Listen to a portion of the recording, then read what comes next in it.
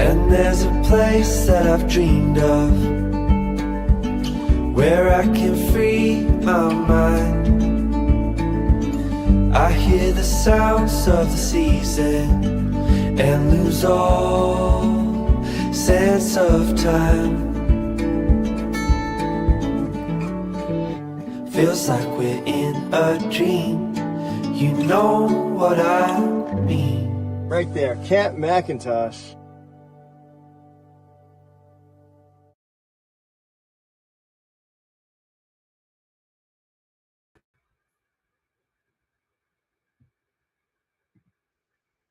Well, good evening, folks. It is yet another Monday Live here on CFN, and there is lots to talk about, lots to discuss. Obviously, this is the eve of Remembrance Day, a day that's very important to myself, CFN, and I'm sure a lot of you other CFNers. Really important, guys. I can't emphasize it enough. I know Don Cherry used to go on and on about it.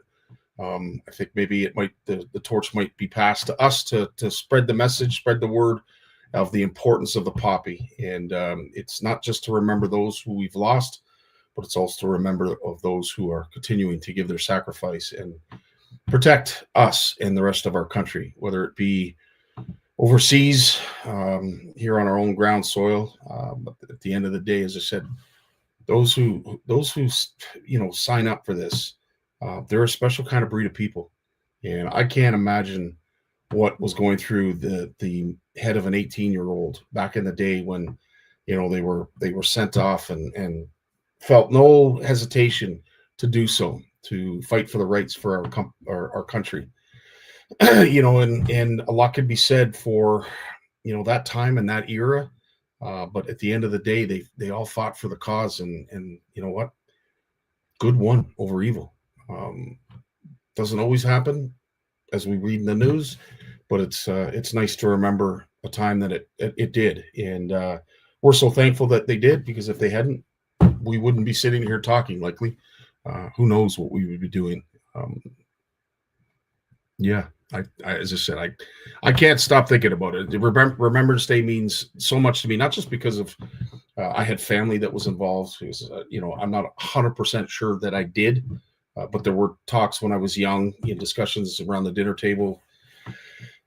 Regardless of that, we know lots of people that have sacrificed and are still doing so, and those families who were touched by that ultimate sacrifice. So just all we have to do is wear a poppy to thank them.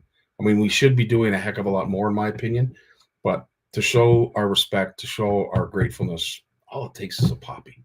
So, and there's folks that I know that have benefited from the poppy program. So don't think that, whatever donation that you give is going, sort of lost. It's going towards some really cool stories, some really cool causes that have been shared. I've seen on Facebook a couple times and YouTube.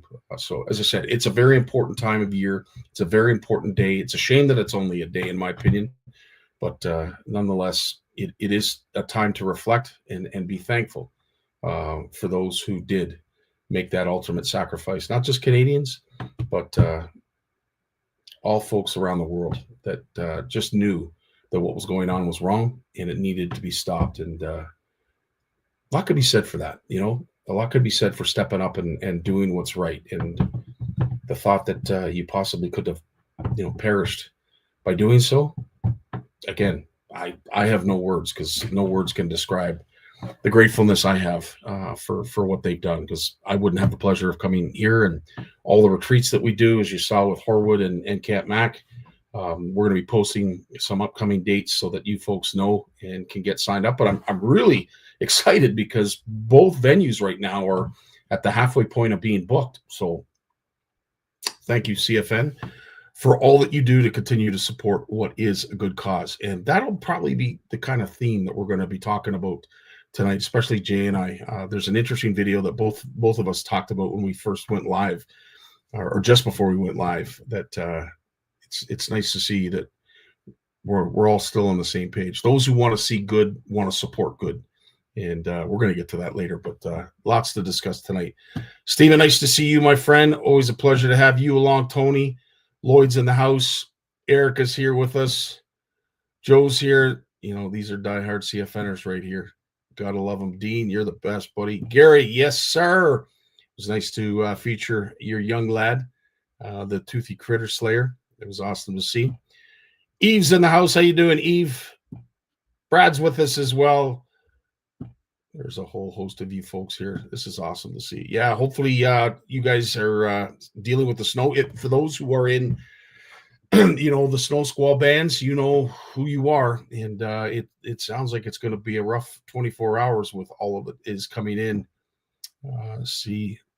Yeah. Obviously, the expletive we don't necessarily need, but that was a tough thing to see. And we made a comment in the post that we made in regards to Remembrance Day. It was sad to see someone that old that still has their wit and knew enough that perhaps he was questioning, was it worth it? And I can understand the point he's making. I do really understand the point he's making. But instead of trying to find solutions, trying to find resolve, let's just try and not make any other vet ever have to say that again. And I don't know how we do that as a whole, but that was tough to watch. That was really tough to watch. I'm glad you brought that up because it broke mine too. Absolutely. Mississauga City Junior Bassmasters in the house as well. As I said, guys, it is a time of remembrance. It's a time of reflection, and it is a time of appreciating those who are no longer with us. And I found out I was just flipping through Facebook looking for some stuff that we were going to post tonight, and then I came across this. It breaks my heart that we have to announce it because she was definitely one of my favorites at OWA. I love Chris. She was just so down to earth, and no disrespect because it is her own words. Every time that I would see her and wish her well and hope that her health got better, she would always remind me, Scotty, who knows where this is going to go, but just remember, I'm a tough old broad. And Chris, yes, you were. And as I know folks would typically say, she lost her fight with cancer.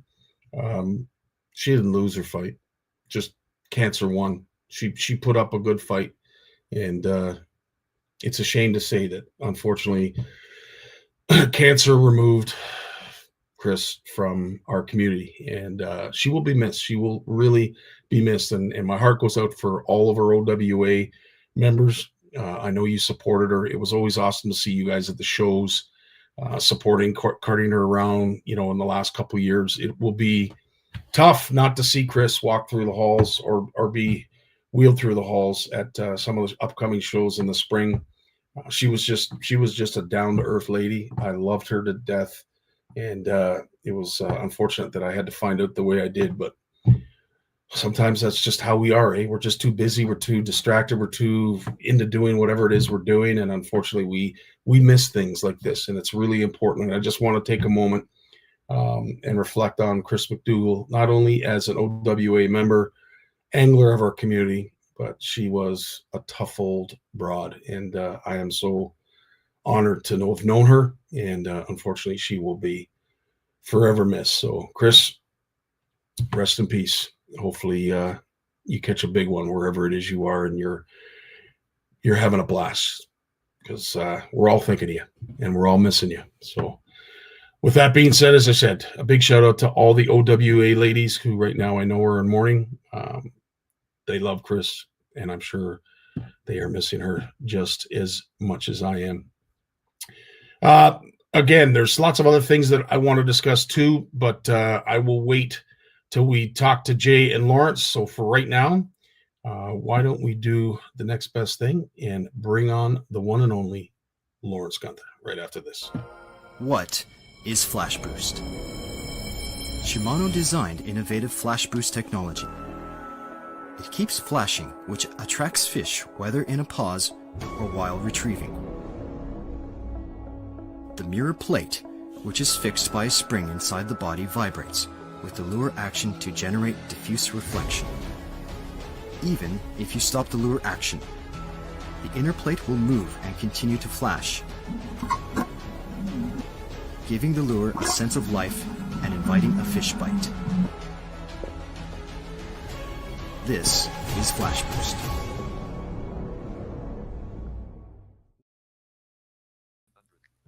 How we doing tonight, Lawrence? Doing well, man. Doing well. Right on.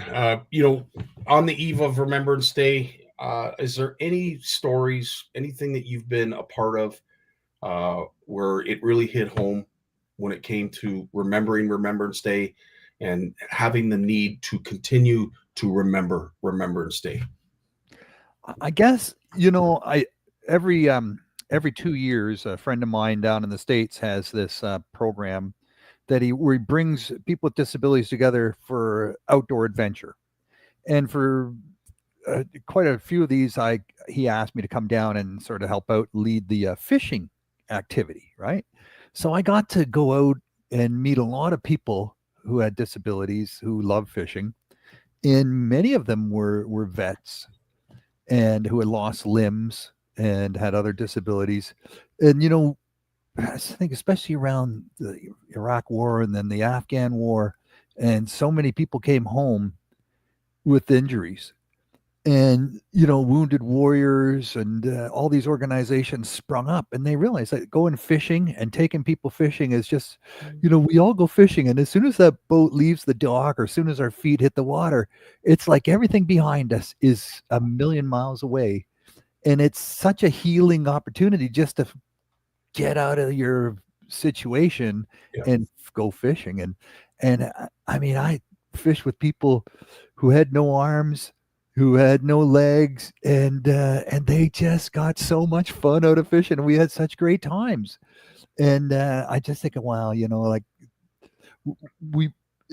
fishing really is a great equalizer, and it can be such a great healing tool. And I think about how that, we still need to always be thinking about that when it comes to people who are going through challenges and how important fishing is. I mean, yeah, it's fun, but it's so much more, right? Amen. And, to all of those groups that are out doing some wonderful stuff for our vets, first responders, you have programs that are dedicated for folks that are first responders and are suffering from PTSD. They're getting them out on the water. We all know this. Anybody who is here at CFN listening tonight, we all know the mental fortitude that fishing provides. And, I obviously we need to do it more. I would probably stress it more so now than ever because of everything that's going on in the world today. But right now it's our vets that we're thinking of. And again, can you imagine? Think about this, Lawrence. You're 18 years old, right?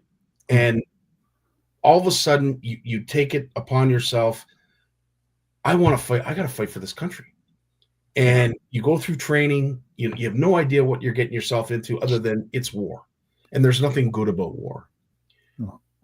You load up on the ship, takes you across. You don't know what you're about to see. You have no idea what you're getting yourself into. And all of a sudden, before you know it, blink of an eye, there's bullets flying by you, explosions going off, people are dying in front of you. Talk about baptism by fire. And I'm not trying to be light about this by any means, but can you freaking imagine? They're kids.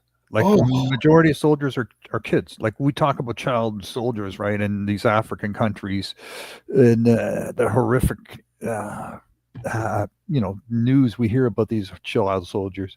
But then, look at the average age of our soldiers going overseas over the years, right? I mean, you're 18, man. I got a kid who's going to turn 18 in 3 months, a boy and a daughter that just turned 19, and they could join the army. They could go, and I said, don't do it because, you could just end it. I'm all for defending Canada, but do I want to see them go to another Afghanistan or somewhere like that and just get the shit knocked out of them and come back? No, they're kids. These are kids. You see how protective families are, parents are nowadays. And I don't know. I sometimes question, is this something that could happen again? Could we see this kind of buy-in again? And I don't know. I have to say, I'm concerned that we will. I mean, for those who are And those parents that are supporting those kids that are doing it, hats off to you, man. Holy smokes. You are definitely a different breed than the majority of parents I see. But at the end of the day, what a cause they fought for, and we're so thankful they did, because outside of that, you and I wouldn't be sitting here talking about Oh fishing. yeah, no, like the First World War, the Second World War, these were things that were knocking on our doorstep for sure. And 9/11, that was way too close to comfort. But then, you think about, do you want to have, would you want one of your kids going to be a peacekeeper in Gaza, and get in the middle of all that, or to Sudan, and where all that horrific brutality taking place right now. Yeah. That's one of the biggest genocides and going on right now. It's crazy what's going on there. And it's these just, we don't have a lot of wars going on in the world, but Ukraine, and there's a few, and we see them in real vivid color and sound. Yeah. And it's and with all the technology, and my goodness, I know. Jeremy Sully sharing a great point. My great uncle lied about his age to be enlisted in the same battalion as my great grandfather. Went on to be a Black Devil, which, as anybody knows, is quite an honor, and not too many folks have the ability to do that. To get that exactly, Gary, 100%. This is what I'm saying. Would we see this? And I'm not here to judge. It's just, would we see this kind of buy-in now like it was back then? I don't know. I'd like to hope so, but I don't know. But anyway, needless to say, as I said, Remembrance Day is a very important day. I honestly believe that it should be a lot longer than a day. We always get into this problem when you wear poppies out of line of Remembrance Day, how it's disrespectful. So we came up with a resolve, and Stephen, I want to thank you for having that. We are running low on those, and we are going to be getting some more, but these are little pendants that you can wear all year round, that the Legions have basically given their approval on, so that it's not disrespectful for folks like us who do want to respect what they have done, what they have sacrificed, and the fact that they're no longer with us each and every day, that we're able to walk freely on this earth, in this country. So anyway, I digress, but it is definitely a topic that deserves a lot of attention. Irregardless, now we're not talking ostriches, but we are talking about another nuisance animal that I'm hoping will be dealt with a little bit differently. But anyway, irregardless of that, we're not digressing into that topic, because it's been spoken about at verbatim, almost to exhaustion, on social media and all kind of media platforms. But we have a real seal problem. What are we going to do about the seals? Yeah.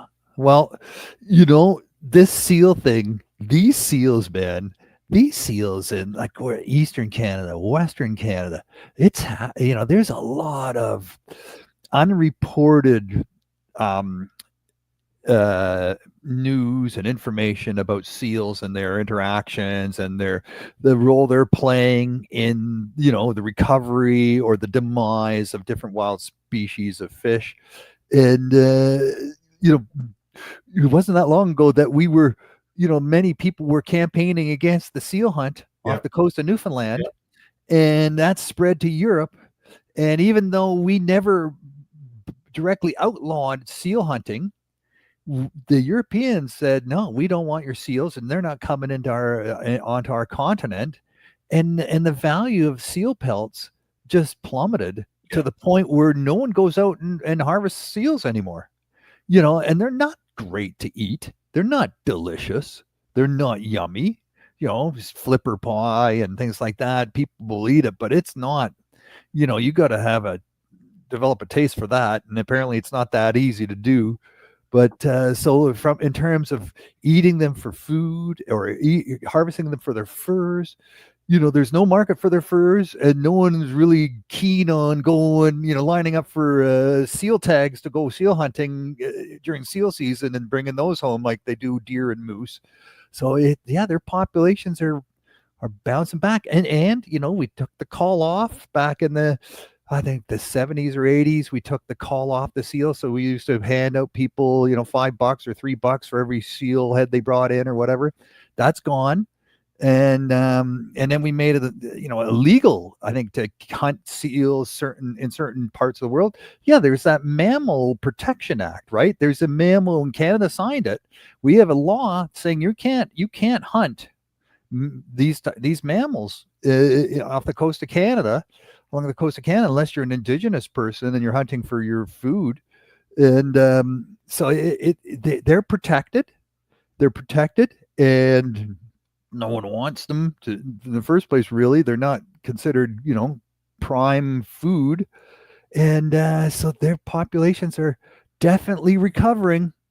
And our fish, our love of fish, is definitely getting a beating as a result. So let me ask this question: are we talking about seals as a nuisance or a problem because of the result of what's going on with the fishery? Is that why we're discussing it? Because at the end of the day, I tend to believe that if all was good with the fishery out there, it wouldn't be a discussion. It would be talked about like a nuisance, like mosquitoes are a nuisance.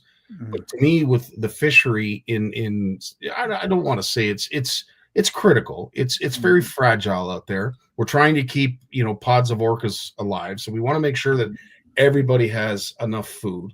But it has been identified, and some would argue that we have an overpopulation of seals. We've certainly seen on the East Coast that their numbers have also increased quite dramatically, and the inshore fishermen are taking it on the chin as a result. But you don't hear about that as much, and I think that might be because the fishery is doing well out there. Obviously cod stocks are back.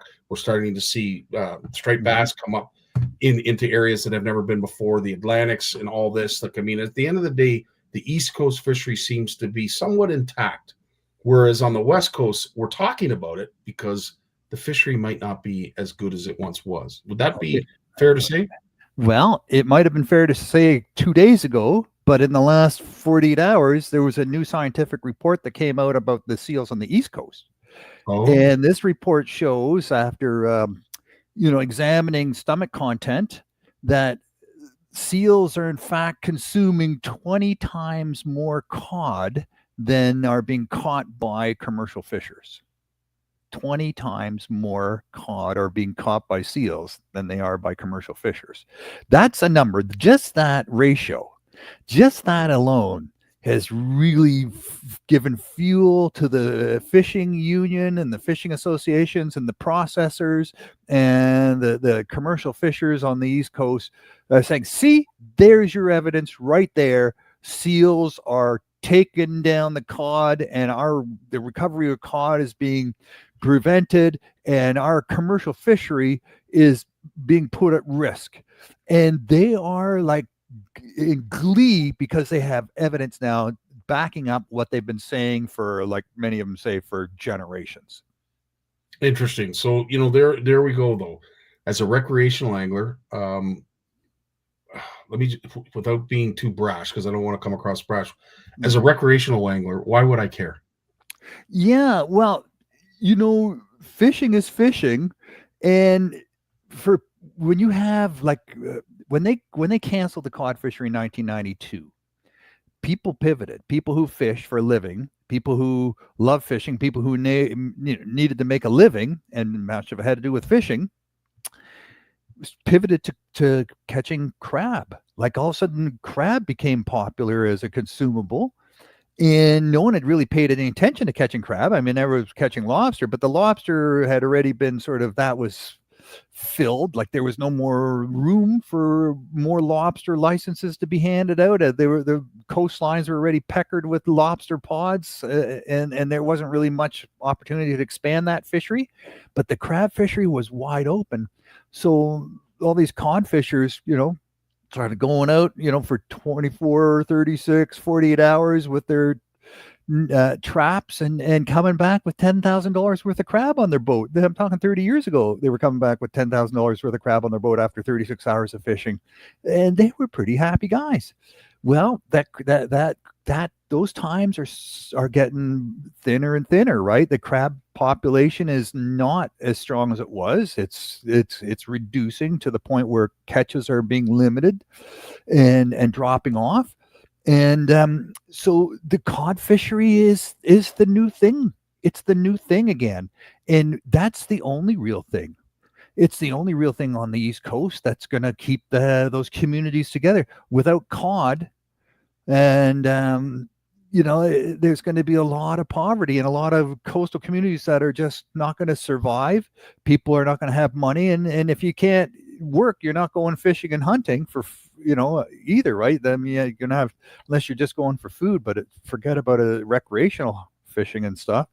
But and just so you know, here's some more data. The seal population on the East Coast, they have estimated something around 5 million seals. Jeez. But it's not where it was. Like it's been recovering steadily for 30 years, the seal population, since they made culling seals illegal. But it's not where it was. And where the seal population used to be in relation to where the cod population used to be, they were both, like you suggested, Scotty, you had a strong cod population and you had a strong seal population. Mm-hmm. Now, how can that be, you think? How can you have lots of cod and have lots of seals? It's certainly the seals are going to win out at some point.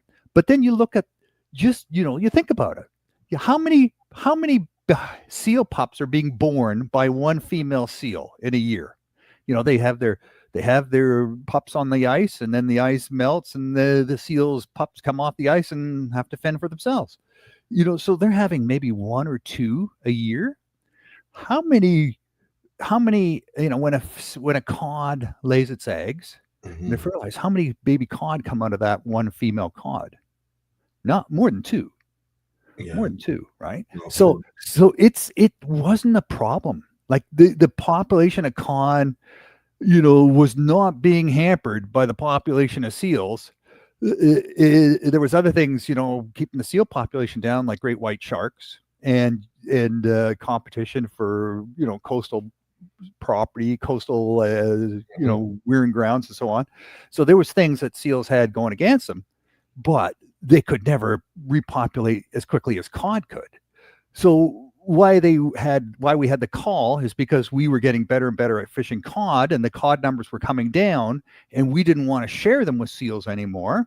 So the government said, okay, reduce the number of seals, and then we'll have more cod to be caught by commercial fishers. So that's why we had the call. Mm-hmm. And then the seal population was at risk. And they said, okay, you really got to lay off the seals now. And most of the fishing was now further offshore anyway. So their seals don't go that far out to get the cod when they're that far out. So it wasn't so much of a big deal. And we just kept hammering away at the cod. And then the cod population tipped into the, endangered zone, and we stopped cod fishing. Now they're coming back. The seals are growing back. The great whites are just starting to wake up to the fact that they're seals, so they're coming for the seals. And but like I said, the cod population has not been restored completely the way it was, and the seal population has not yet come back to where it was. But it's there's no money to be made in harvesting seals, but there is money to be made in harvesting cod, and that's the only game out there right now. And the fishers, the commercial fishers, they don't want to share it. They don't want to share it with the seals. And some would suggest, well, you know what? Why don't you just try a different job? Why don't or pastime? Why don't you just learn some skills? Mm-hmm. Why do you have to be a commercial fisherman? Well, to those people who say that, at the end of the day, when it's all and I mean, we're at an age right now where, can you imagine all of a sudden jumping on a shovel or becoming a typewriter instructor, or someone that does nails in a parlor? Like, can you imagine having to learn that at our age to move on and feed your family and pay your bills? I get upset when I hear that sometimes, because some of these commercial fish, this is all they know. Their grandfathers taught them how to do this. Generations before them taught them how to do this. And again, there's the argument, well, just because you've been doing it for years doesn't necessarily mean it's right, and it's something that is sustainable. At the end of the day, it wasn't, and we've lost a lot of commercial anglers along the way. When the lobster was at its height, how many lobster boats would leave a typical harbor each day? When it was lobster season, we don't see that anymore. There's not that many boats, so Well, there's still a fair bit. There's still a fair bit, but the lobster population is doing pretty good off the east coast of Canada. But they look down in the Maine, just drop down a little bit along the east coast of the U.S., and the lobster population there is at risk. And they're looking now. They have to dial back the lobster fishery because the population is shrinking, and it's not because of overfishing. It's because the ocean is warming, and the food that lobster need is no longer there in the amount that it used to be.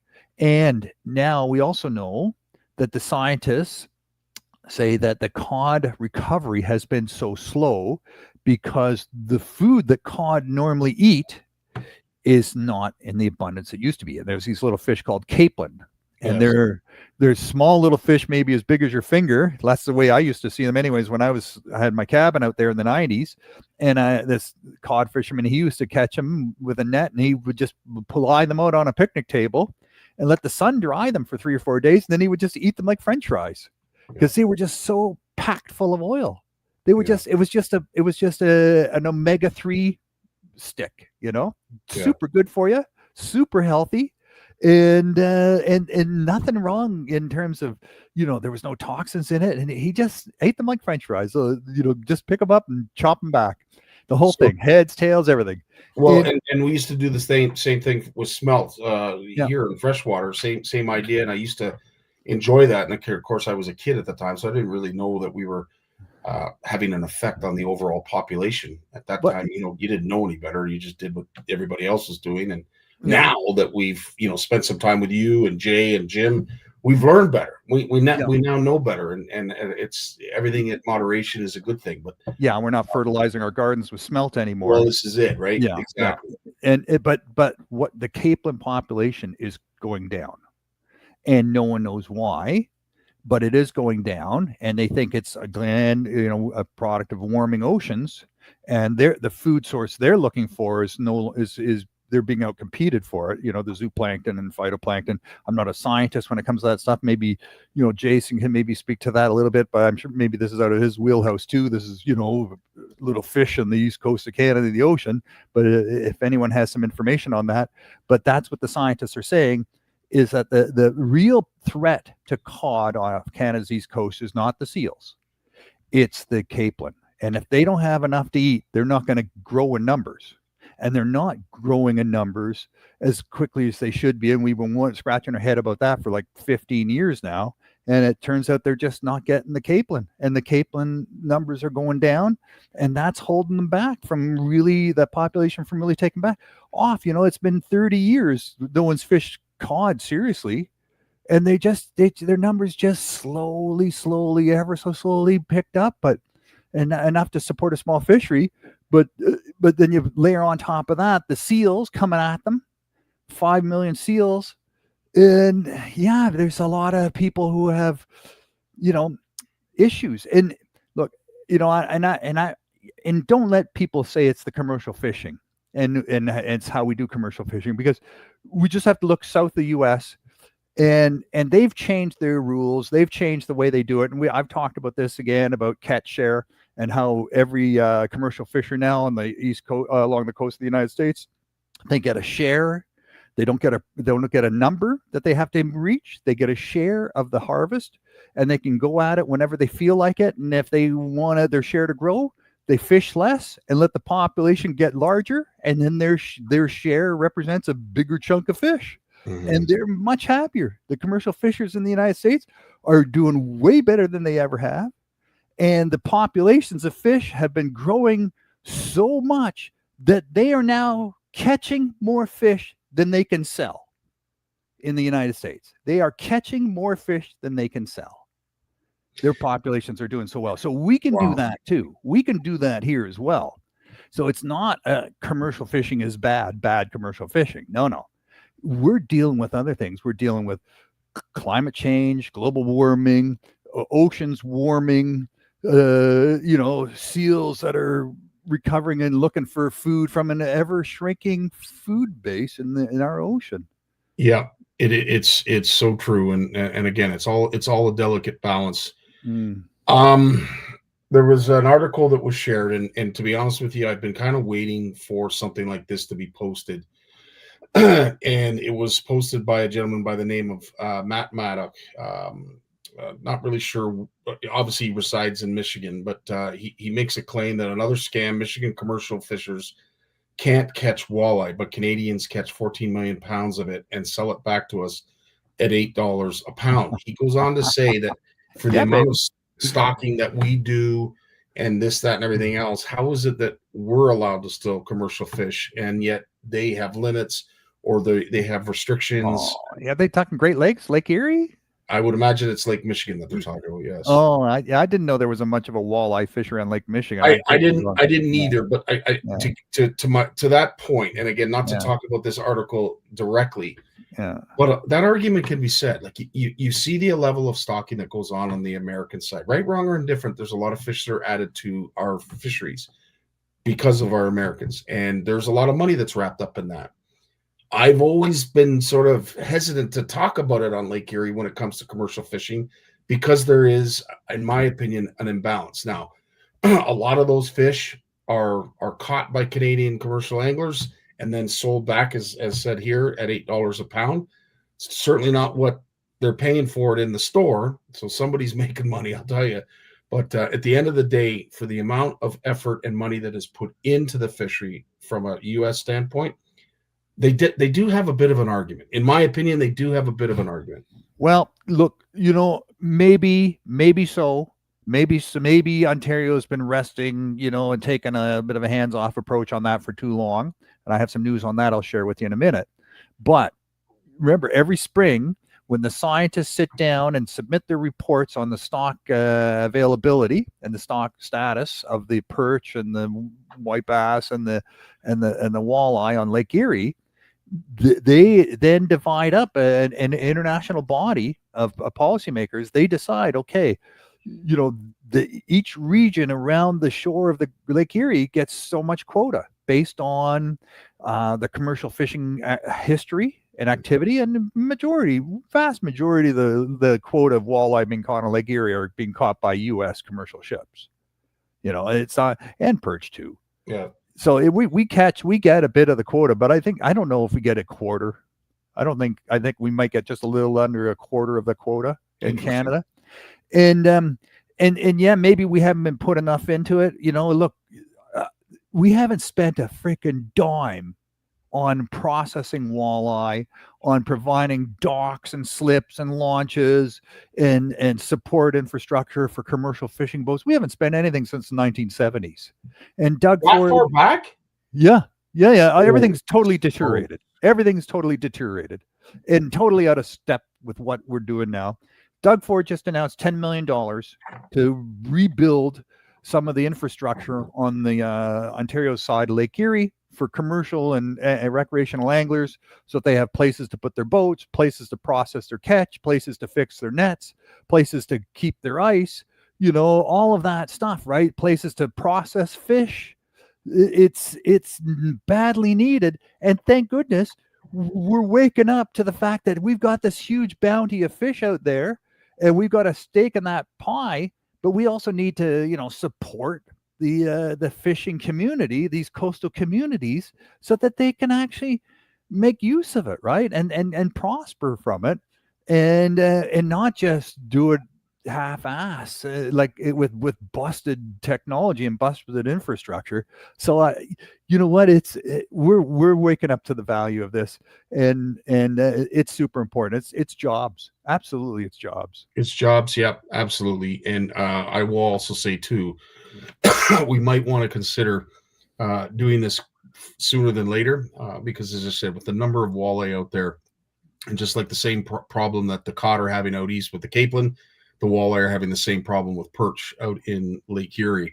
So, it's no different. Mother Nature works in mysterious ways, but at the end of the day, there's always a common denominator. And if there's not a lot of perch, cycles will tell you usually the walleye are up in population. But then something has to be done to bring down that population so that there's a balance and that the perch can get back to, doing what they do best.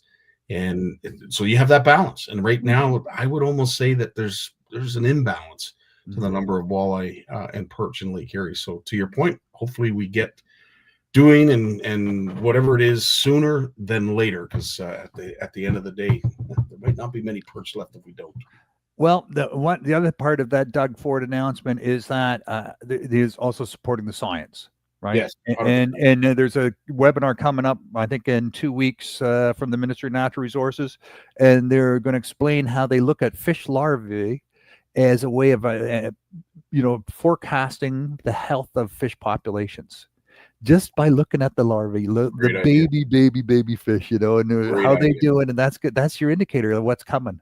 And we have to understand that much better if we're going to stay on top of things and not react, right? But to be progressive and proactive and and make sure our little tweaks and changes are done at the right time, not at the last minute or too late.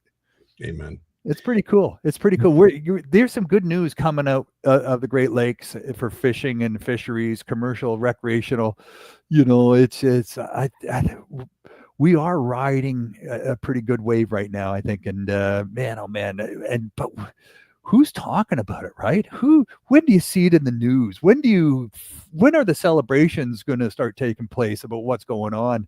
And when are people going to stop talking about how the Great Lakes are always just a cesspool of chemicals and it's nastiness, and we hear that all the time, right, from the environmental groups, that the lakes are just full of horrific chemicals and pollution and sewage and blue-green algae and on and on and on and on. And yeah, there's such truth to it for sure, but they're also full of fish. They're also full of fish, and these are not Chernobyl fish, right? These are not glow-in-the-dark fish. Yeah, these are fish that are still safe to eat. So, and at the end of the day, you still have that choice. Whether you still love fishing and just don't like to eat fish, there's at least the pastime, the recreational value that fishing provides is enough for some people. Some people, I know lots of anglers that don't even like to eat fish.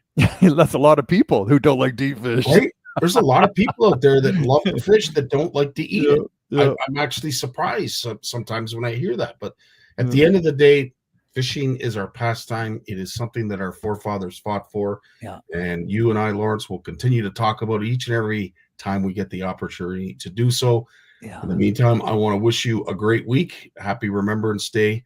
And we get the luxury of talking to you again next Monday, sir. You got it, buddy. Right on, dude. You take care of yourself. Thanks, Stay classy, eh? Yeah, man. You too, buddy. Keep doing what you're doing, man. It's great. I will certainly try. With good people like you around, it's inevitable. The fear of failure is failure itself. The world of science rewards the ones who are willing to try and fail. Because without the courage to embrace failure, ideas remain ideas. But with that courage to fail and to learn, ideas can change the world. Jay, how you doing tonight, buddy? I'm doing good, buddy. How are you doing? Fantastic. We have a fair bit to talk about tonight, and I'm happy about that. First and foremost, we discussed it a little bit with Lawrence last week in regards to this announcement that was made about Ontario boosting recreational commercial fishing along Lake Erie. Lawrence touched on it a little bit just a minute ago. Are there any positive takeaways or highlights that you'd like to mention in regards to this announcement?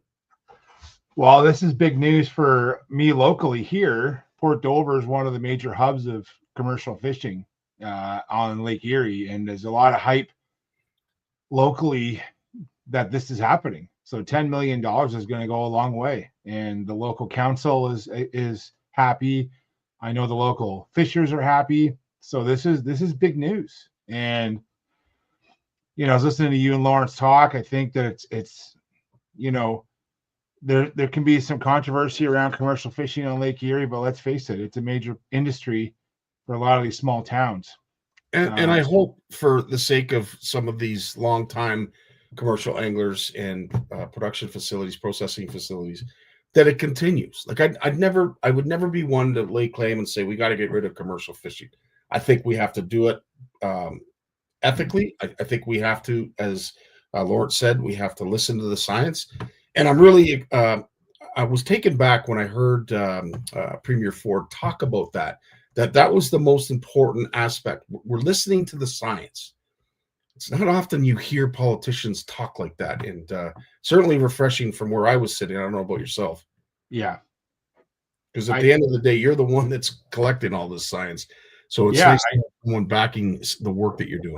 I think it's good news. I really do. I think that, I don't know, we have put, I say we, like society has put a lot of money and investment into the commercial fishing.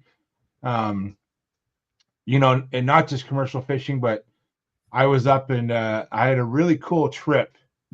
I wasn't on last week. A couple weeks ago, I was up at White Lake Fish Hatchery. Cool. Now, I was up there because of a project that we're working on with endangered mussels, believe it or not. So White Lake is home to a very cool program where we've been studying, I say the collective, we have been studying endangered mussels, and they are able to raise mussels there. And they've been doing that for research. And there's a couple populations of endangered species of mussels that they've raised there in these buckets. I'll send you pictures, dude. It's honestly amazing. And I was talking to Chris Wilson, who's the director of White Lake. He was at the conference I was at last week, a mussel research conference. And we were talking about how cool it was they could raise these mussels. And while I was there, I got a tour of the hatchery, Scotty. And Angela was one of the staffers and walked Kelly, who works with me at DFO, walked us through the hatchery and got to see all the fish they're raising, the lake trout, the walleye, the ciscos, and the work that goes into running these systems. And while we were there, they have this massive new, you have to picture this, massive new garage being built. Their equipment has been stored for decades outside. It's a greatly outdated place, as with most hatcheries. Their infrastructure is horribly outdated.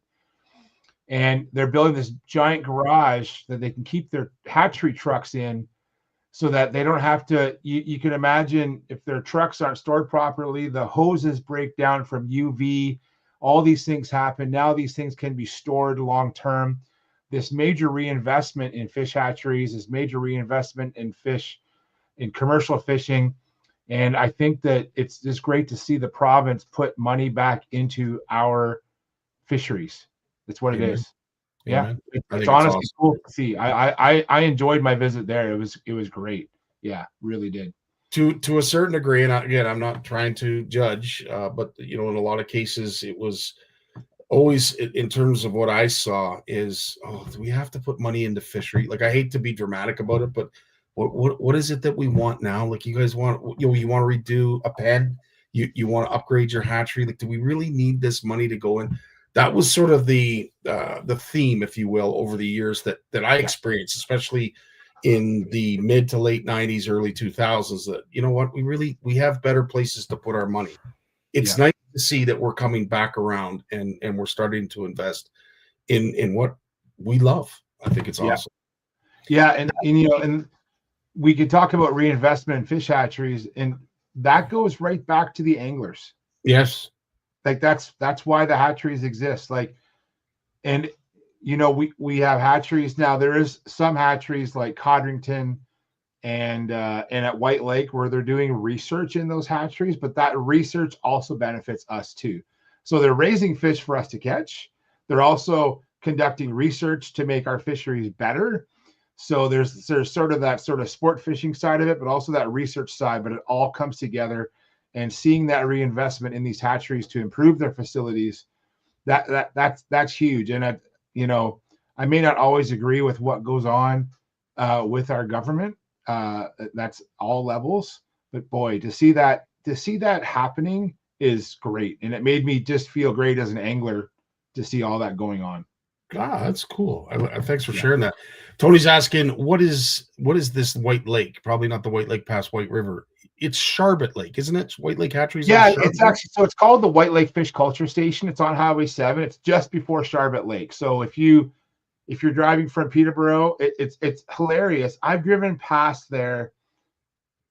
I don't know. So Heather's folks, her family is a lot of them from Ottawa, and so I've driven past the White Lake Fish Culture Station. If you drive past, Sharbet Lake is the next town. It's like 5 minutes away.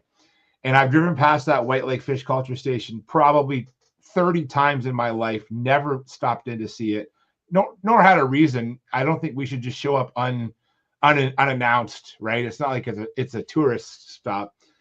But being able to go there, and even Scotty, you'll appreciate this. Like we had to dissect some of the mussels that were there for some of the research we were doing.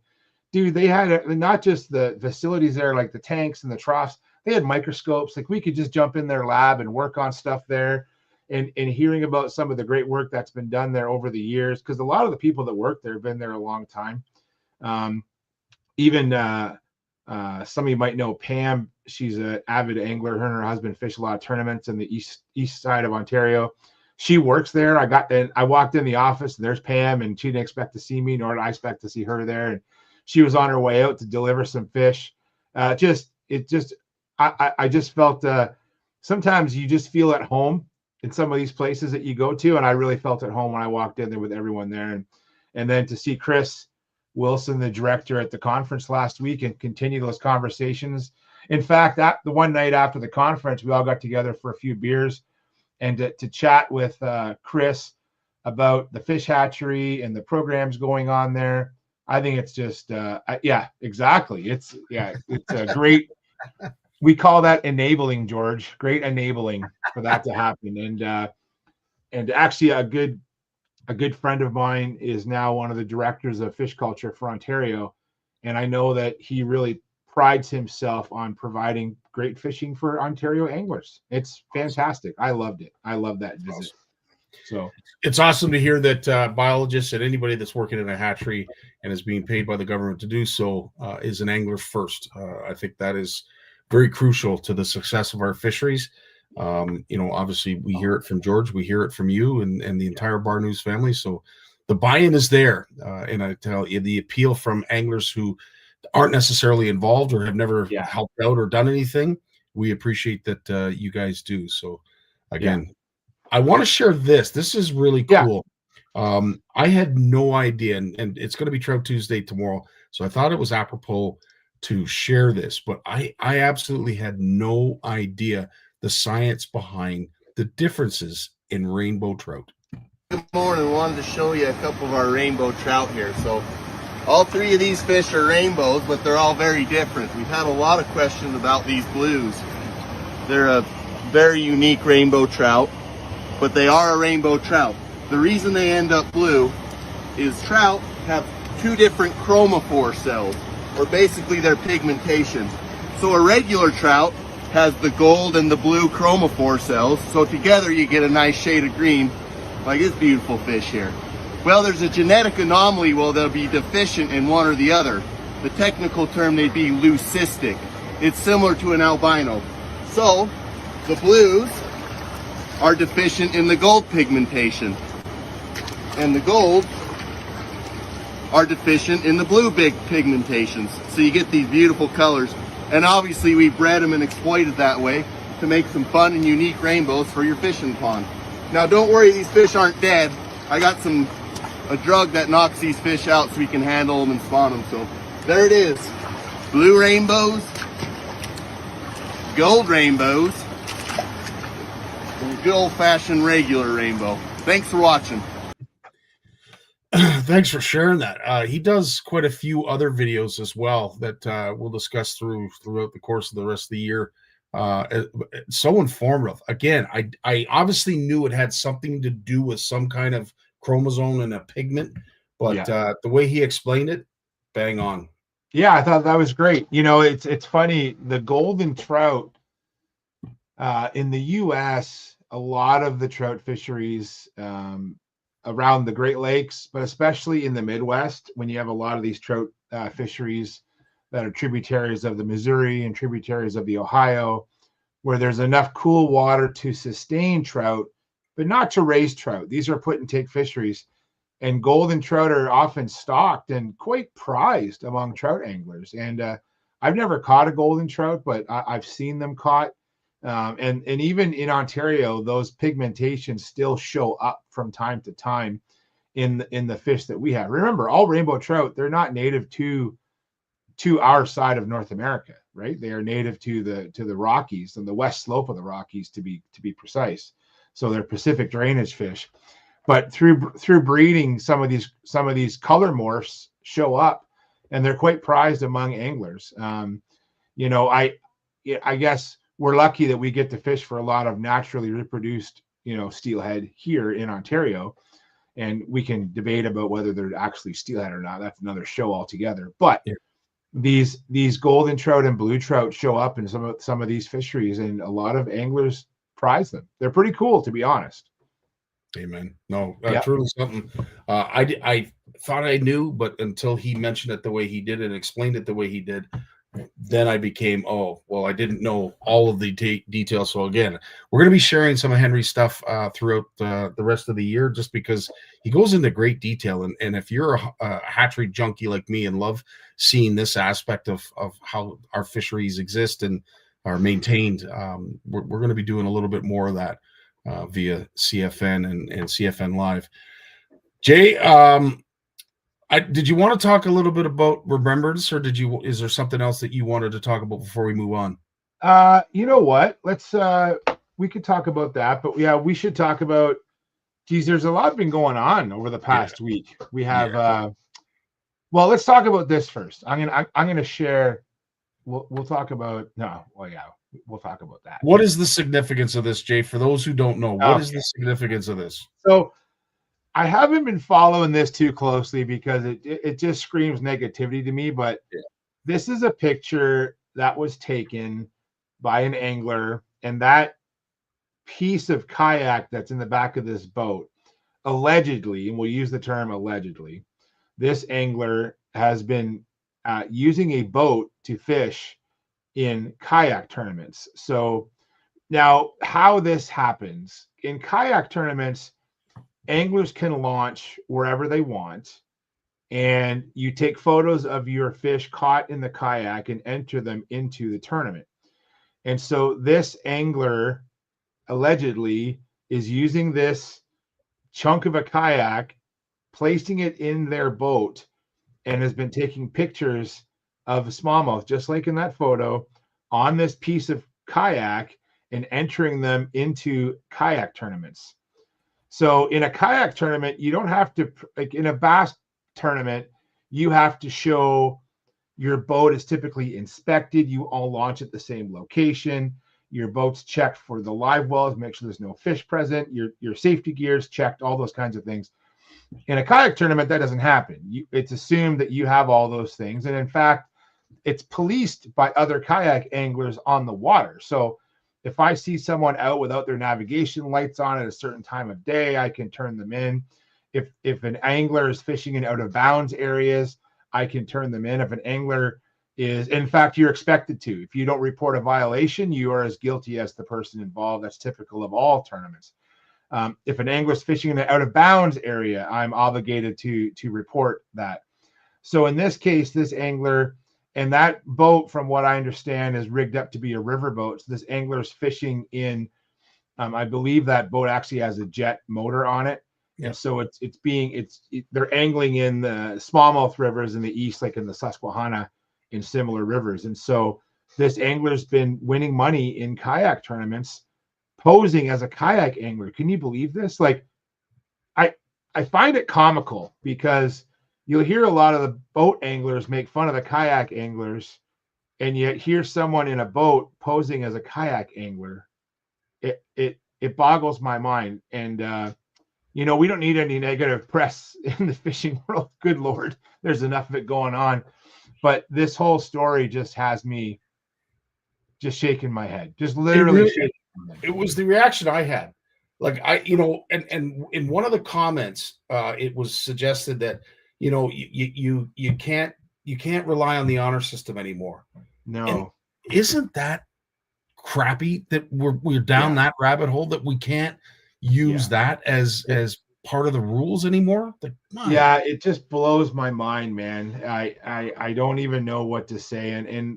Well, we talked before the show. There's been a few notable kayak anglers that have spoken out about this. There'll be a podcast coming up on this. I know a couple to discuss this, but at the same time, God, I don't want to give this guy any press. Like, no. and a lot of anglers out there are using it as clickbait to get likes and follows on their social feeds. And that's happened with every controversy we can think of out there, whether it's weights in the fish, they got weights in the fish, or whatever stories come out, forward facing sonar, barrow trauma. Oh my God, people are just hopping on these bandwagons. And I'm sure that this angler a judge will decide what has been happening, but never mind that, the public court will deal with that individual. Amen. Right? Yeah, that's how I see it. So, and his name is everywhere. So to your point, I didn't want to bring it up. I didn't want to mention it. It's okay. It's all over the place. So by all means, reach out and go get what information you need. But it's just important that we bring it up, not only as an information opportunity to let folks know that, you've been caught. So if there's anybody else that's thinking about doing something like this, or has thought, could this ever be done? Yes, it can, or allegedly it can. And don't think about it, because it's only going to ruin you from a public's perspective. Well, I'm going to share a picture that we should talk about briefly. And I didn't follow it too closely on the weekend, but I was going through, and I put a link in the chat. So the Winnipeg ice fishing show was this past weekend. Can you believe it? Can you believe it, man? The Winnipeg ice fishing show. I saw some videos of our friend Cameron Tate. He was doing some filleting competitions. Yep. Some great images from the guys at Rapala, Scott Holmes and Normark and those guys, and Peter C2 was out there doing some booth work. Ice fishing's upon us. And the weather this morning and the black ice on the roads here this morning suggested that I said to Heather as we were driving to work this morning at 5:30, I'm like, feels like I'm driving to Lake Simcoe this morning, not driving to Burlington for work. It had that feel to it. Yeah. Yeah, it's so crazy, man. I couldn't agree more. That's exactly how I felt. I'm out shoveling the driveway yesterday, and I'm thinking it's still heavy. It's still wet. No, this isn't winter. And then you wake up this morning and it's -5. It's not wet snow anymore. It's this big chunk of ice, and you hear the crackling of the tires. You're so right. It's exactly what it felt like to me. I'm like, where am I going ice fishing? And we're not there yet, but we're getting there. There's no doubt about it. Well, I don't know too many places that are ice fishing right now. Do you, Jay? No, so I'm gonna guess some in the West have, like in the northern prairies or the mid latitudes of the prairies. They've had enough cold. I'm sure there's some folks out there chipping away on some first ice, but it's definitely like early ice for anywhere, right? So I'm gonna share another one for you. Oh yes. 50 years today, man. 50 years today. This is, and I always remember this on Remembrance Day because November 10th is the remembrance of the Edmund Fitzgerald. And there's literally been thousands of ships lost in the Great Lakes. This one always hits home, mostly because of Gord's song, which is a great song. I do believe that but 50 years today was when this ship went down. And I actually watched a couple documentaries about it yesterday. I know it's a sad story. 29 souls lost their lives. What's cool about this too, though, is that because it's considered a gravesite, no one's allowed to go there. Like, there's been some work done there professionally to figure out what happened, but it's really a protected place. The only thing that they've done is they retrieved the bell from the ship many years ago, and it's on display in Michigan. And then I believe they replaced the bell with another bell just to kind of keep the site intact. But yeah, just a very, it's a sad story, but we keep talking about the lakes and the Great Lakes and our fishing. And I always think about, about this story about the Edmund Fitzgerald and the unsinkable ship. And even Lake Superior took one of these monsters down. It's an incredible story. And it reminds us about how dangerous it is out there. Right. So it is, and we're unfortunately seeing, the beginnings of what Mother Nature can do with these Great Lakes when it comes to the snow squalls, and they are firing up, as we've seen. If you're someone like me who likes to watch the radar, just head over to Lake Huron and see what's coming off towards the London area right now. Even places north of here in Brampton, we're starting to see it coming off Georgian Bay. Lakes, as I would say, across the board on average are up. And if you're someone that follows weather prognostication and forecasting like I do, you will understand that right now we are quite possibly on the cusp of what could be a very snowy winter, not just because of the snow squalls. That's definitely going to amplify in the Great Lakes region, but just what's happening out in the Pacific.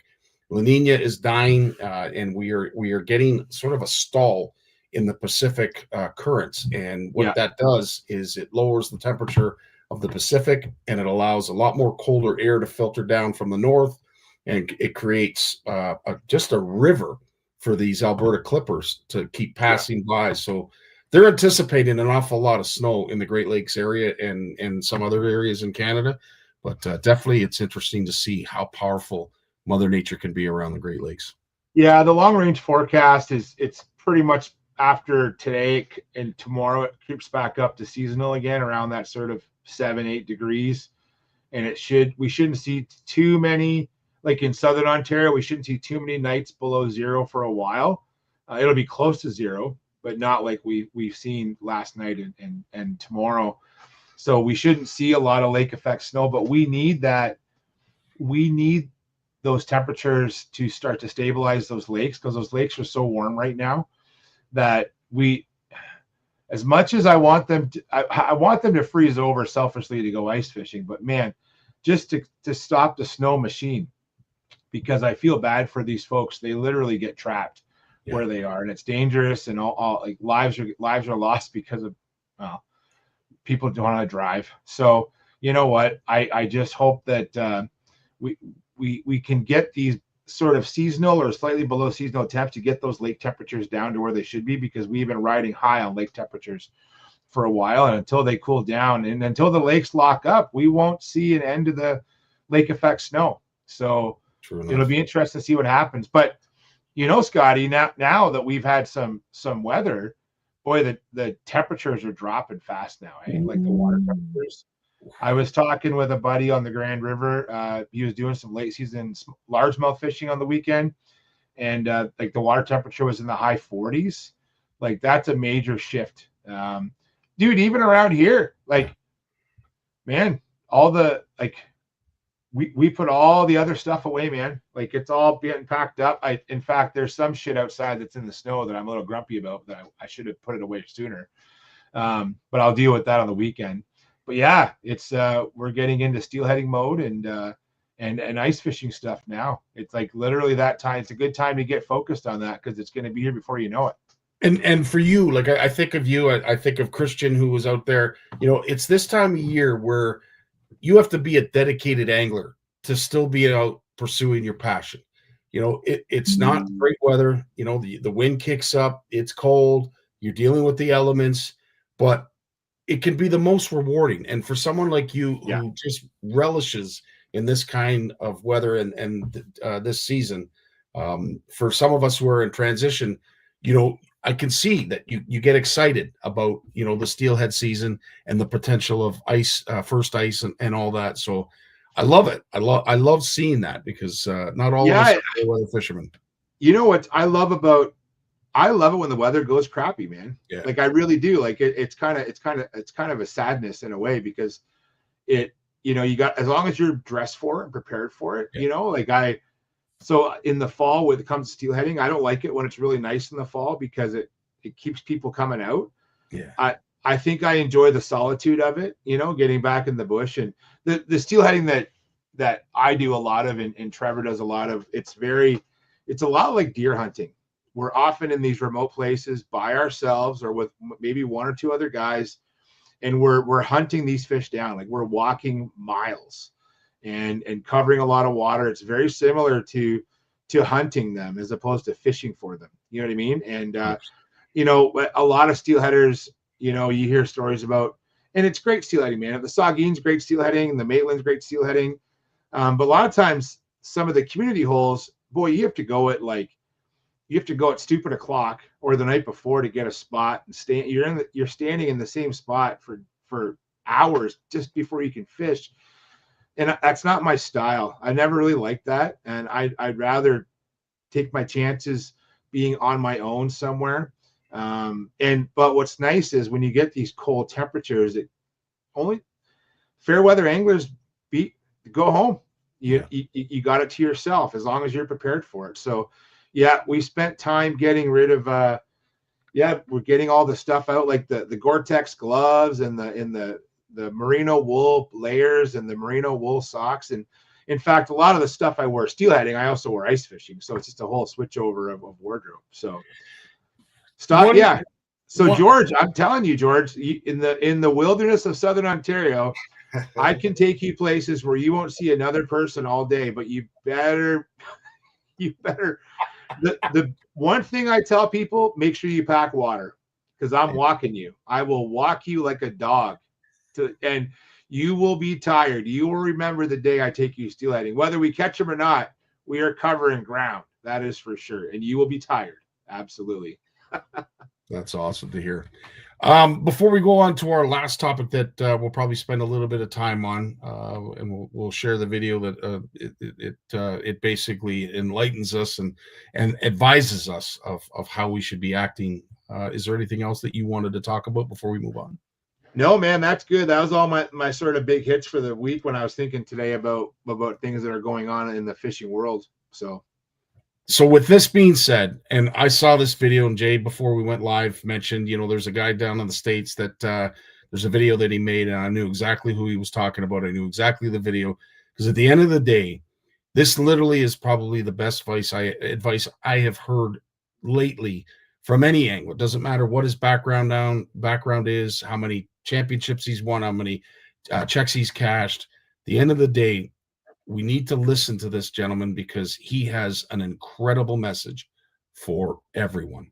I'm sure y'all have seen today the news of the kayak angler caught cheating, and this video is not explaining what happened. None of that. There's enough videos going around. There's enough that are going to continue to go around. I'll leave that to those folks to explain what happened. I don't need to be giving that person any more attention than they're already getting. The point of this was I had to get this out there because it's on my brain. It's been a rough 2025 for the fishing community in regards to people with no integrity, disrespecting the sport, disrespecting other anglers, disrespecting the fish, which is why we're all here in the first place. Tournaments or not, social media or not, we're all here because we love to fish. So the point of this video I wanted to make was, while all of this negativity, the cheating stuff gets the clicks, I strongly urge you guys to go out and support the 99.999% of anglers that actually have integrity, that are doing positive things, that are doing things the right way. For every negative video you see, go support 5 different anglers, 5 different media groups, 5 different causes in fishing that are positive. Because anything negative in this industry does absolutely nothing. But supporting something positive in this industry does something. There are so many incredible people in this industry, so many anglers doing things the right way, whether they're in competition or not. So if you're somebody that's doing it the right way, you know who you are. Keep it up.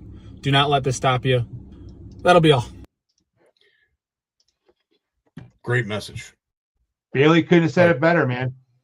No, honestly, I posted a couple of it. So Bailey is a kayak angler from New York, and actually they I can't think of it offhand. He has a couple of, I'll look it up right now. Him and his buddies, they have a couple of really cool podcasts. One's called The Serious Angler. That's kind of their umbrella company. And then they have the Lure Lab as part of that. They have a kayak. So The Serious Angler is the main podcast, but they have other podcasts under it. Bailey participates in a lot of that. Now Bailey is out of New York, but he travels all across the U.S. competing. He's a great angler and a great guy. I've met Bailey a couple of times. I met him actually when we were at the Classic in Oklahoma. Trevor, Owen, and I had a great conversation with Bailey, and I still talk to him the odd time on Instagram. And we actually chatted briefly this week about his video, and I thanked him. I said, "Awesome, dude, awesome video, well timed." I shared his video, I reposted it, and he thanked me for that, and then we had a little conversation. This is so important. So, I'm not trying to get Bailey's not sharing that stuff. I know him well enough. He's not sharing that content to get likes or to get posts. He's doing it because he really feels strongly that we need to avoid some of that negative. So, but I really give him a follow. Him and his buddies, they do some great content. In fact, their podcasts, dude. If anyone goes on fishing trips, the Serious Angler Podcast Network is usually on the top of my list of guys to listen to, right up there with Dave Mercer and a couple others. So give Bailey a follow. Great content from him. But he hit it exactly what I was thinking when I think the algorithm sometimes can read my mind in a good way. And I saw the kayak cut in half, and I saw the bass boat, and I'm like, oh, come on. Literally this popped up right away in my feed, and I'm like, I think the algorithm was actually reading my mind and how annoyed I was, and Bailey hit it right on. And so I shared his post right away. So yeah, he's just a good dude, and he is speaking the truth, man, right there. Yeah, no, obviously we think alike, and the algorithm caters to both of us equally and in the same way, because at the end of the day, sometimes we don't see enough of it, we don't hear enough of it, we don't promote enough of it, because we're unfortunately attracted to the clickbait. We want the shock and awe, we want to be entertained, and sometimes controversy entertains us. Yeah, but at the end of the day, this is such an important thing, especially in an industry right now that I don't want to say is confused, misdirected, or anything like that. No. But at the end of the day, we need to support things that are positive. Support things like Christian. Yeah. Support things like Trevor, like Owen. Some of these young anglers, Avery Rose.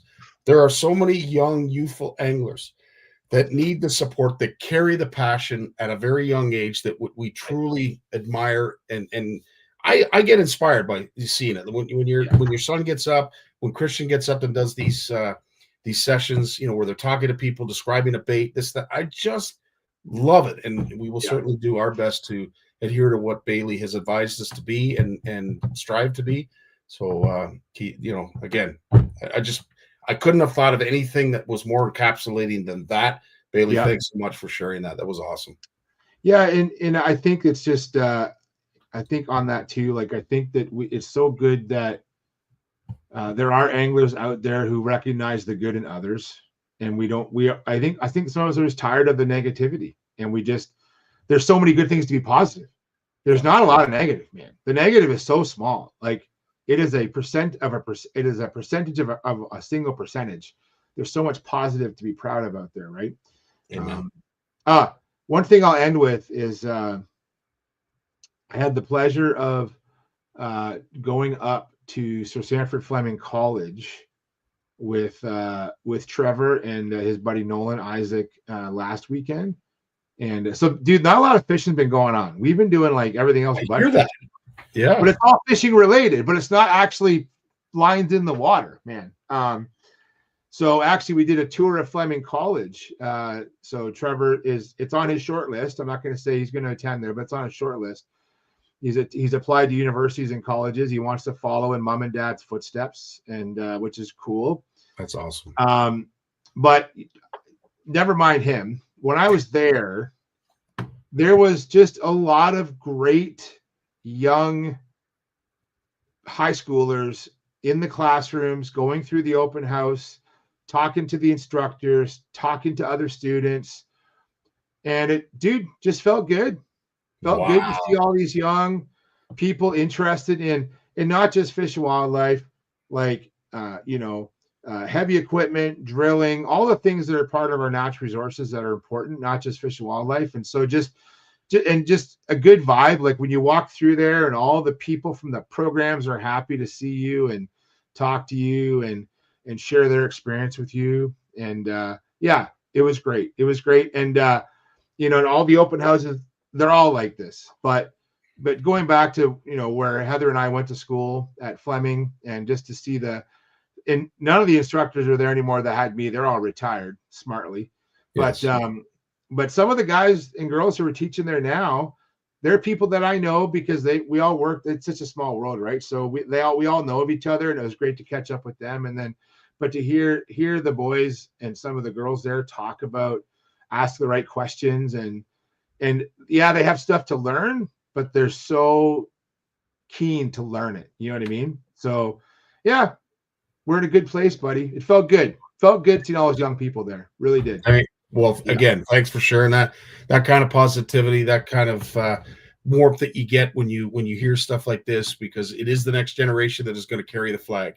And we better be doing our best to support them and advise them and steer them in the right direction. And I like to say, to your point, Jay, there is enough of us, I think, out there doing that. I just hope that the message is getting to all of them. And by the sounds of it, it is. So thanks for all you do, Jay. Thanks for all that you are in our community and everything that you share with us. It means the world, bud. You too, buddy. Thanks again. And hope we'll see you next week, man. See you next week. You have yourself a great week, and hopefully we get out ice fishing sooner than later. Imagine. I'll get the auger ready, buddy. The binders will be charged. Don't you worry. Right on, dude. You take care. All the best, my friend. See ya. So that is the end of our show. I want to thank Lawrence and Jay for joining us. Unfortunately, Jim was unable to. He had some prior commitments that unfortunately took him away. So we will see him next Monday, as we hopefully will see you. It is the eve of Remembrance Day. So buy a poppy, wear it, and pass it on. Pass on the message that is so important to our vets, to our history, and to our future. At the end of the day, it's up to us. If we do not pass along this message to young anglers, to young Canadians, to new Canadians about the importance of Remembrance Day, it will be lost. It will be lost, unfortunately. So I challenge all of you. Happy Remembrance Day. We will see you on the flip side. Thanks so much for joining us. And as always, stay healthy. Love you all. Have yourselves a great week. Dave, take us away. Well, as much as I hate to admit it, I guess we've run out of time. So I've enjoyed it, but I'm going to do something I haven't done since season 1. Turn out the lights, the party's over. They say that all good things must end.